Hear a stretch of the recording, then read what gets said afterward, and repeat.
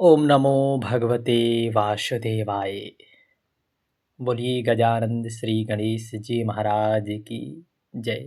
समस्त विघ्नों को नाश करने वाले भगवान श्री गणेश जी सदा सर्वदा विघ्नों का नाश करने वाले हैं।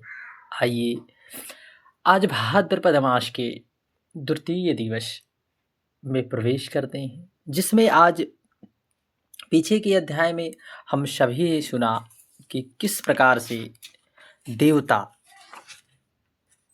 देवर्षि नारद जी का भक्ति से भेंट हुई और देवताओं को किस प्रकार से भगवान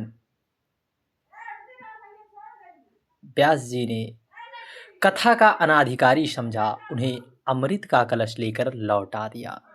अब आज आगे की कथा में श्रवण करते हैं कि किस प्रकार नारद जी ने, आज दूसरे अध्याय की कथा में यह श्रवण करेंगे किस प्रकार नारद जी माता भक्ति के दुख को दूर करने के लिए कौन कौन से प्रयत्न करते हैं। आज की यह कथा बड़े भाव से बड़े सच्चे मन से इस कथा को श्रवण करते हैं। बोलिए देव देवेश्वर भगवान श्री कृष्ण की जय। बोलिए श्रीमद् भागवत महापुराण की। नारद जी ने कहा, बाले तुम व्यर्थ ही अपने को खेद में डाल रही हो। अरे तुम इतनी चिंतातुर क्यों हो? भगवान श्री कृष्ण के चरण कमलों का चिंतन करो, उनकी कृपा से तुम्हारा सारा दुख सदा सर्वदा दूर हो जाएगा। जिन्होंने कौरवों के अत्याचार से द्रौपदी की रक्षा की और गोप सुंदरियों को शनाथ किया, वे श्री कृष्ण कहीं चले थोड़े गए हैं। फिर तुम तो भक्ति हो और सदा उनको भगवान को प्राणों से भी प्यारी हो। तुम्हारे बुलाने पर तो भगवान नीचों के घर भी चले जाते हैं। सत्य, त्रेता और द्वापर, इन तीनों युग में ज्ञान और वैराग्य मुक्ति के साधन थे, किंतु कलयुग में तो केवल भक्ति ही ब्रह्म सायुज्य मोक्ष की प्राप्ति कराने वाला है। यह सोचकर ही परमानंद चिदमूर्ति ज्ञान स्वरूप श्री हरि ने अपने सत्य स्वरूप से तुम्हें रचा है। तुम साक्षात श्री कृष्ण की प्रिया हो और परम सुंदरी हो। एक बार जब तुमने हाथ जोड़कर पूछा था कि मैं क्या करूं, तब भगवान ने तुम्हें यही आज्ञा दी थी कि मेरे भक्तों का सदा सर्वदा पोषण करो। तुमने भगवान की वह आज्ञा स्वीकार कर ली। इससे तुम पर श्री हरि बहुत प्रसन्न हुए और तुम्हारी सेवा के लिए मुक्ति को तुम्हें दासी के रूप में दे दिया और इन ज्ञान वैराग को पुत्रों के रूप में तुम्हें प्रदान कर दिया। तुम अपने साक्षात स्वरूप वैकुंठ धाम में ही भक्तों का पोषण करती हो। भूलोक में तो तुमने उनकी पुष्टि के लिए केवल छाया रूप ही धारण किया। तब तुम मुक्ति, ज्ञान और वैराग्य को साथ लिए पृथ्वी तल पर आई और सतयुग से द्वापर पर्यंत बड़े आनंद से रही। कलयुग में तुम्हारी दासी मुक्ति पाखंड रूप रोग से पीड़ित होकर क्षीण होने लगी, इसलिए वह तो तुरंत ही तुम्हारी आज्ञा से वैकुंठ लोक को चली गई। इस लोक में भी तुम्हारे रमण करने से ही वह आती है और फिर चली जाती है, किंतु इन ज्ञान और वैराग्य तुमने पुत्र मानकर अपने पास रख छोड़ा है। फिर भी कलयुग में इनकी उपेक्षा होने के कारण तुम्हारे पुत्र उत्साहहीन और वृद्ध हो चुके हैं। तुम चिंता ना करो, मैं इनके नवजीवन का उपाय सोचता हूँ सुमुखी। कली के समान कोई युग नहीं है। इस युग में मैं तुम्हारे घर घर में प्रत्येक पुरुष के हृदय में स्थापित कर दूंगा। देखो, अन्य सब धर्मों को दबाकर और भक्ति विषयक महोत्सवों को आगे रखकर यदि मैं लोक में तुम्हारा प्रचार ना किया तो मैं श्री हरि का दास नहीं। नारद जी इस प्रकार से माता भक्ति को समझाते हैं। इस कलयुग में जो जीव तुमसे युक्त होंगे वे पापी होने पर भी बेखट के भगवान श्री कृष्ण के अभय धाम को प्राप्त करेंगे। बोलिए भगवान श्री कृष्ण की जय। जिनके हृदय में निरंतर प्रेम रूपिणी भक्ति निवास करती हैं, वे शुद्धांतकरण पुरुष स्वप्न में भी यमराज को नहीं देखते। जिनके हृदय में भक्ति महारानी का निवास है, उन्हें प्रेत, पिशाच, राक्षस या दैत्य आदि स्पर्श करने भी समर्थ नहीं हो सकते। भगवान तप, वेद, ध्यान, ज्ञान और कर्म आदि किसी भी साधन के वश में नहीं है। वे केवल भक्ति के ही वशीभूत हैं। भक्ति से भगवान को कहीं पर भी बुलाया जा सकता है, केवल एकमात्र भक्ति। इसमें गोपीजन प्रमाण है। मनुष्यों का सहस्त्रों जन्मों के पुण्य प्रताप से भक्ति में अनुराग होता है। कलयुग में केवल भक्ति ही सार है। भक्ति तो से तो साक्षात श्री कृष्ण सामने उपस्थित हो आते हैं।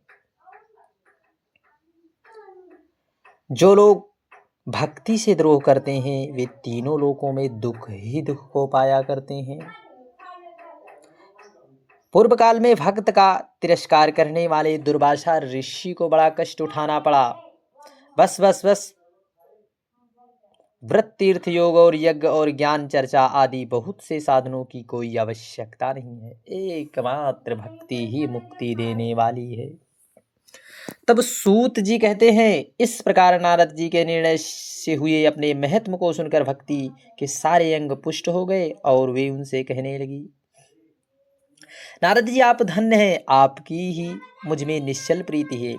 मैं सदा आपके हृदय में रहूंगी, कभी आपको छोड़कर नहीं जाऊंगी। साधो आप बड़े कृपालु हैं, आपने क्षण भर में ही मेरा सारा दुख हर लिया। किंतु अभी मेरे पुत्रों में चेतना नहीं आई है, अब आप इन्हें शीघ्र ही सचेत कर दीजिए, अर्थात जगा दीजिए। तब सूत जी कहते हैं, भक्ति के वचन सुनकर नारद जी को बड़ी करुणा आई और वे हाथ से हिला डुलाकर जगाने लगे। फिर उनके कानों के पास मुख लगाकर जोर जोर से कहा, ओ ज्ञान जल्दी जग जाओ, ओ वैराग्य जल्दी उठ पड़ो। फिर उन्होंने वेद ध्वनि, वेद घोष और फिर बार बार गीता का पाठ करके उन्हें जगाया। इससे वे जैसे के तैसे बहुत जोर लगा कर उठे, किंतु आलस्य के कारण वे दोनों जम्हाई लेते रहे और नेत्र उघाड़कर देखे भी नहीं। उनके बाल बगुले की तरह सफेद हो गए, आगे अंग प्रायः सूखे कऊ के समान निस्तेज और कठोर हो गए। इस प्रकार प्यास के मारे अत्यंत दुर्लभ होने के कारण उन्हें फिर सोते देख नारद जी को बड़ी चिंता हुई और वे सोचने लगे, अब मुझे क्या करना चाहिए। इनकी यह नींद और इससे भी बढ़कर इनकी वृद्धावस्था कैसे दूर हो। तब शौनक जी के इस प्रकार चिंता करते करते वे भगवान का स्मरण करने लगे। उसी समय वहां आकाशवाणी हुई, हे मुनि, खेद तनिक भी मत करो, तुम्हारा यह उद्देक निसंदेह सफल होगा। देवर्षि, इसके लिए तुम एक सत्कर्म करो। वह कर्म तुम्हें संत शिरोमणि महानुभाव बताएंगे। उस सत्कर्म अनुष्ठान करते ही क्षण भर में इनकी नींद और वृद्धावस्था चली जाएगी तथा सर्वदा भक्ति का प्रसार होगा।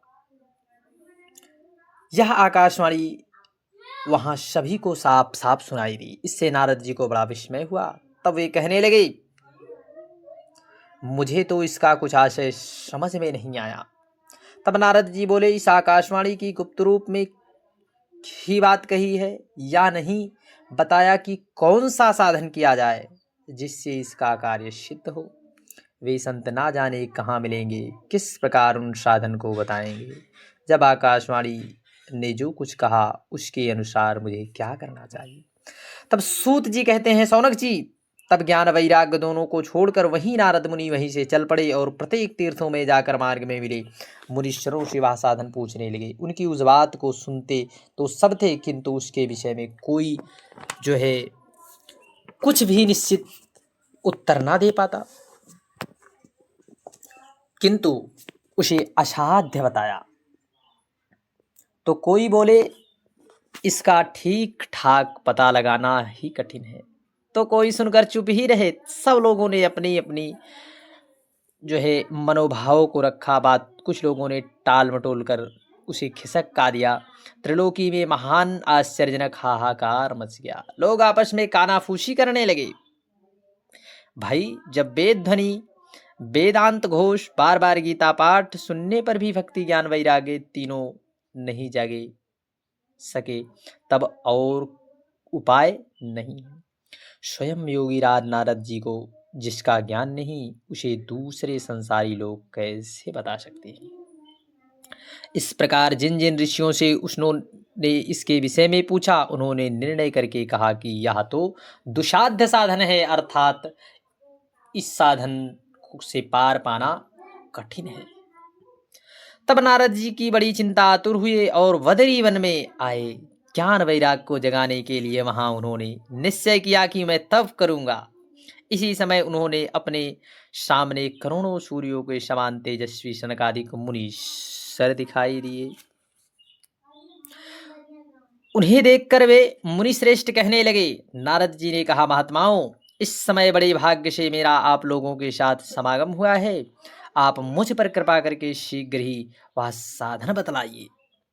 अब आप सभी बड़े योगी, बुद्धिमान और विद्वान हैं। आप देखने में 5-5 वर्ष के बालक जान पड़ते हैं, किंतु हैं पूर्वजों के भी पूर्वज।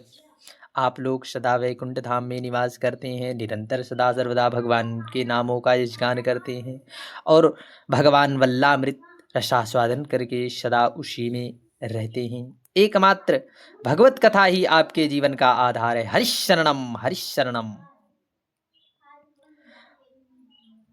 मंत्र का सदा सर्वदा आपके मुख से निकलता है। इसी से काल प्रेरित वृद्धावस्था भी आपको बाधा नहीं पहुंचाती। पूर्व काल में आपके भूभाग्रमात से ही भगवान विष्णु के द्वारपाल जय और विजय तुरंत पृथ्वी पर गिर गए और फिर आपकी ही कृपा से वे पुनः वैकुंठ धाम में पहुंचे। इस समय आपके दर्शन से मेरा सौभाग्य हुआ है। मैं बहुत दीन और आप लोग के स्वभाव की दयालुता है, इसलिए मुझ पर आप अवश्य कृपा करनी चाहिए। बताइए, उस आकाशवाणी ने जिसके विषय में कहा, वह साधन कौन है? मुझे किस प्रकार उसका अनुष्ठान करना चाहिए? कृपया करके इस पर विचार कीजिए। भक्ति और ज्ञान वैराग्य को किस प्रकार सुख मिलता है, किस प्रकार इनकी प्रेम पूर्वक सवर्णों में प्रतिष्ठा की जा सकती है। तब सनकादिक बोले, देवर्षि, आप चिंता ना करें, मन में प्रसन्न हो जाइए। उनके उद्धार का एक सरल उपाय पहले ही विद्यमान है। तब नारद जी, आप धन्य हैं, आप विरक्तों में श्रोमणी हैं, श्री कृष्णदासों के शाश्वत पृथक पथ प्रदर्शक एवं भक्ति योग के भास्कर हैं। आप भक्ति के लिए जो उद्योग कर रहे हैं, वह आपके लिए कोई आश्चर्य की बात नहीं समझनी चाहिए। भगवान के भक्तों के लिए तो भक्ति सम्यक स्थान करना सदा उचित है। ऋषियों ने संसार में अनेकों मार्ग बताए हैं,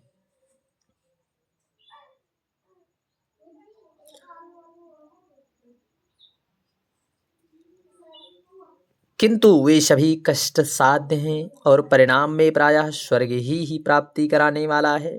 अभी तक भगवान की प्राप्ति कराने वाला मार्ग तो गुप्त ही रहा है। उसका उपदेश करने वाला पुरुष प्रायः भाग्य से ही मिलता है।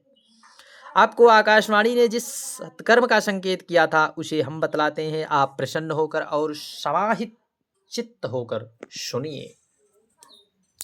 नारद जी द्रव्य यज्ञ, तपोयज्ञ, योग यज्ञ और स्वाध्याय स्वरूप ज्ञान यज्ञ, ये सब तो स्वर्ग आदि की प्राप्ति कराने वाले कर्म ही की ओर संकेत करते हैं। पंडितों ने ज्ञान यज्ञ को ही सत्कर्म मुक्तिदायक कर्म सूचक बताया है। वह श्रीमद् भागवत का पारायण है, जिसका गान शुकादि महानुभावों ने किया है। उसके शब्द सुनने से ही भक्ति और ज्ञान वैराग्य को बड़ा बल मिलेगा। इससे ज्ञान वैराग्य का कष्ट मिटेगा और भक्ति को आनंद मिलेगा। सिंह की गर्जना सुनकर जैसे भेड़िया भाग जाता है, उसी प्रकार श्रीमद् भागवत की ध्वनि से कलयुग के सारे दोष नष्ट हो जाएंगे। तब प्रेम रस प्रवाहित करने वाले भक्ति ज्ञान वैराग्य को साथ लेकर प्रत्येक घर में व्यक्ति के हृदय में क्रीड़ा करेंगी।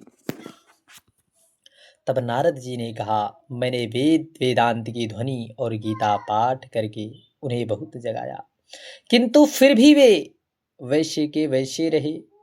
ऐसी स्थिति में श्रीमद् भागवत सुनाने से वे कैसे जागेंगे, क्योंकि उस कथा के प्रत्येक श्लोक और प्रत्येक पद में भी वेदों का ही तो सारांश है। आप लोग शरणागत वत्सल हैं तथा आपका दर्शन कभी व्यर्थ नहीं होता, इसलिए मेरा यह संदेह दूर कीजिए, इस कार्य में तनिक भी विलंब ना कीजिए। तब शनकादिक ऋषियों ने कहा, श्रीमद् भागवत की कथा तथा वेदों और उपनिषदों के सार से बनी है, इसलिए उससे अलग इनकी फलस्वरूपा होने के कारण वह बड़ा उत्तम जान पड़ती है। जिस प्रकार रस वृक्ष की जड़ों से लेकर शाखा पर्यंत में रहता है, किंतु उस स्थिति में उसका आस्वादन नहीं किया जा सकता, वही जब अलग होकर फलों के रूप में आता है, तब संसार में सभी को प्रिय लगने लगता है। भक्तों, तब संसार में सभी को प्रिय लगता है। दूध में घी रहता है, किंतु उस समय उसका अलग स्वाद नहीं मिलता, वही जब उनसे अलग हो जाता है, तब देवताओं के लिए स्वादवर्धक हो जाता है। खांड ईख के छोर छोर के बीच में व्याप्त है, तथापि अलग होने पर उसकी कुछ और ही मिठास होती है। ऐसे ही यह भागवत की कथा है। यह भागवत महापुराण वेदों के समान है। बोलिए श्रीमद् भागवत महापुराण की जय। श्री व्यास देव जी इसे भक्ति और ज्ञान वैराग की स्थापना के लिए प्रकाशित किया है। पूर्व काल में जिस समय वेद वेदांत के पारगामी गीता की रचना करने वाले भगवान वासुदेव खिन्न होकर अज्ञान समुद्र में गोते खा रहे थे, उस समय आपने ही उन्हें 4 श्लोकों में इसका उपदेश दिया था। उसे सुनते ही उनकी समस्त चिंताएं दूर हो गई। फिर इसमें आपको आश्चर्य क्यों हो रहा है, जो आप हमसे इस प्रकार के प्रश्न कर रहे हैं? आपको उन्हें शोक और दुख का विनाश करने वाले श्रीमद् भागवत पुराण को सुनाना चाहिए।